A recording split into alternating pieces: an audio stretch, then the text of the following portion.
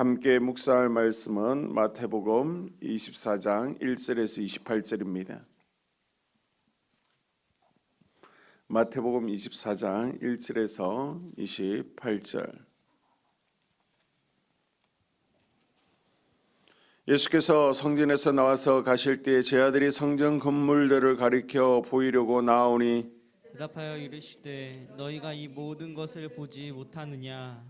내가 진실로 너희에게 이르노니 돌 하나도 돌 위에 남지 않고 다 무너뜨려지리라. 예수께서 감난산 위에 앉으셨을 때에 제 아들이 조용히 와서 이르되 우리에게 이르소서 어느 때에 이런 일이 있겠사오며 또 주의 임하심과 세상 끝에는 무슨 징조가 있사오리까? 예수께서 대답하여 이르시되 너희가 사람의 미혹을 받지 않도록 주의하라. 많은 사람이 내 이름으로 와서 이르되 나는 그리스도라 하여 많은 사람들을 미혹하리라. 난리와 난리 소문을 듣겠으나 너희는 삼가 두려워하지 말라. 이런 일이 있어야 하되 아직 끝은 아니니라. 민족이 민족을 나라가 나라를 대적하여 일어나겠고 곳곳에 기근과 지전이 있으리니 이 모든 것은 재난의 시작이니라. 그때 사람들이 너희를 환난에 넘겨주겠으며 너희를 죽이리니 너희가 내 이름 때문에 모든 민족에게 미움을 받으리라.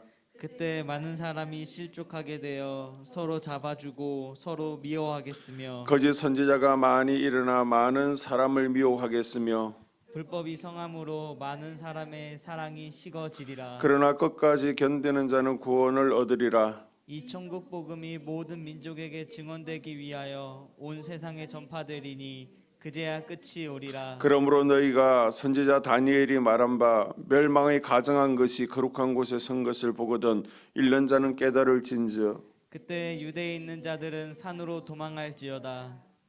지붕 위에 있는 자는 집 안에 있는 물건을 가지러 내려가지 말며 밭에 있는 자는 겉옷을 가지러 뒤로 돌이키지 말지어다. 그날에는 아이 뵌 자들과 젖 먹이는 자들에게 화가 있으리로다. 너희가 도망하는 일이 겨울에나 안식일이 되지 않도록 기도하라. 이는 그때 큰 환란이 있겠음이라. 창세로부터 지금까지 이런 환란이 없었고 후에도 없으리라. 그날들은 감하지 아니하면 모든 육체가 구원을 얻지 못할 것이나 그러나 택하신 자들을 위하여 그날들을 감사히 하라. 그때 사람이 너에게 말하되 보라 그리스도가 여기 있다 혹은 저기 있다 하여도 믿지 말라. 거짓 그리스도들과 거짓 선지자들이 일어나 큰 표적과 기사를 보여 할 수만 있으면 택하신 자들도 미혹하리라. 보라 내가 너에게 미리 말하였노라. 그러면 사람들이 너희에게 말하되 보라 그리스도가 광야에 있다 하여도 나가지 말고 보라 골방에 있다 하여도 믿지 말라. 번개가 동편에서 나서 서편까지 번쩍임 같이 인자의 임함도 그러하리라. 죽음이 있는 곳에는 독수리들이 모일 것이니라. 아멘. 마태복음 24장과 25장은 기독교 종말론의 중요한 교리죠. 24장은 예언입니다. 25장은 비유로 설명하고 있습니다. 오늘 말씀 24장은 소계시록이라고 불릴 만큼 종말에 대해서 상세히 기록하고 있고요. 나중에 사도 요한의 요한계시록이 밑바탕이 된다라고 말씀드릴 수 있습니다. 자, 1절과 2절을 보게 되면요. 예루살렘 성전이 파괴될 것에 대해서 예언하시죠. 예수님 당시의 성전은 헤롯이 건축한 것으로 제3성전으로 불리고 있습니다. 솔로몬이 건축한 것을 1성전이라 그러고요. 또 바벨론 포로에서 돌아와서 스룹바벨이 건축한 것을 제2성전이라고 합니다. 그리고 나서 헤롯이 유대의 분봉왕이 되고 나서 유대인들의 환심을 사기 위해서 이 스룹바벨 이 성전을 개보수하고 정축한 것을 3성전이라고 하는데요. 주정 9세기 9년에 시작되었습니다. 그리고 나서 82년 만에 완성되었습니다. 예수님 때도 공사가 계속 진행되고 있었습니다.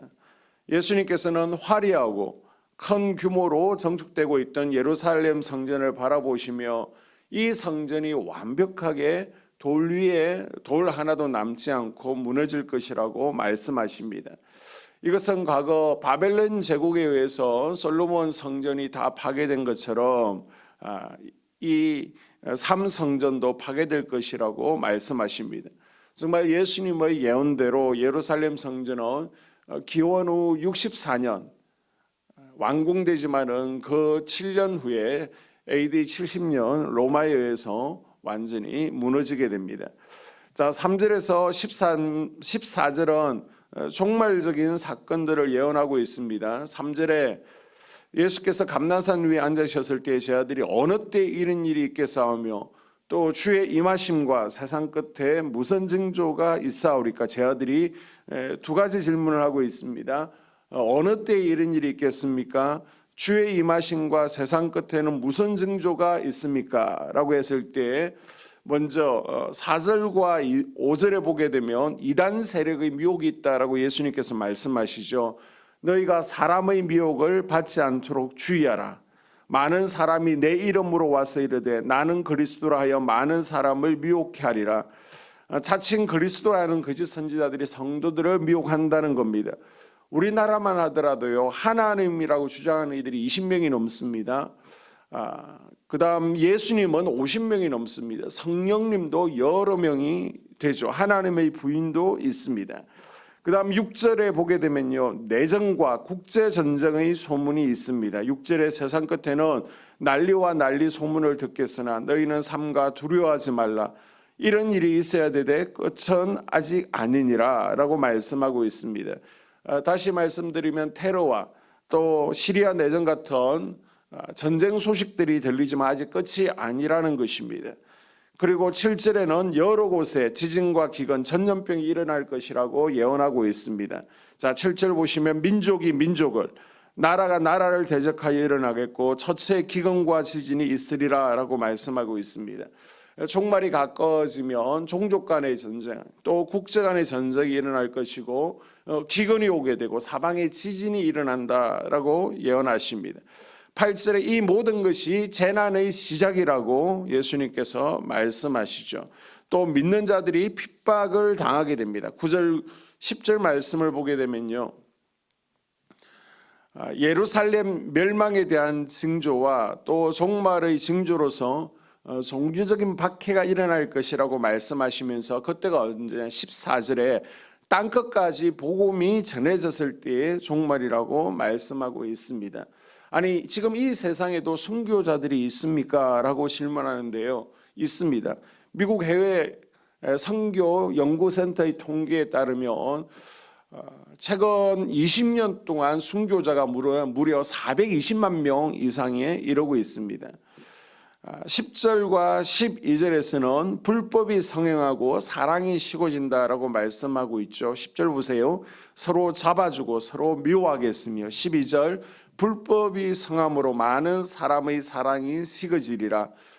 여기서 불법은요, 아노미아, 부도덕함, 타락과 방종을 의미하고 있습니다. 서로 잡아주고 미워하고 사랑이 식어진다는 겁니다.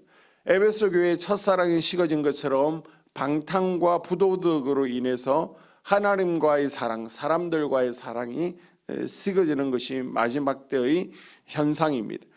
13절 고난 가운데서도 끝까지 믿음을 지키는 자는 구원을 얻는다라고 말씀하고 있습니다.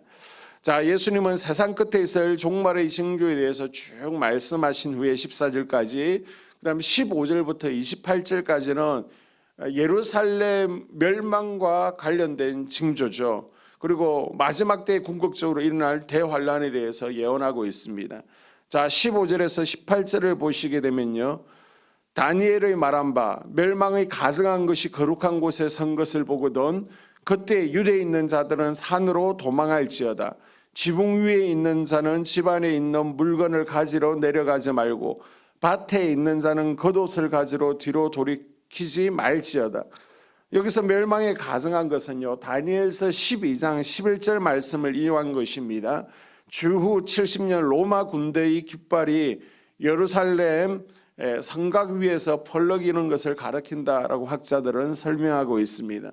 바로 이런 사건이 마지막 날에도 일어나게 될 거라는 겁니다. 그래서 마지막 날에 멸망에 가증한 것이란 우상이 새로 지어지는 예루살렘 성전에 들어가는 것이라고 설명을 하고 있습니다.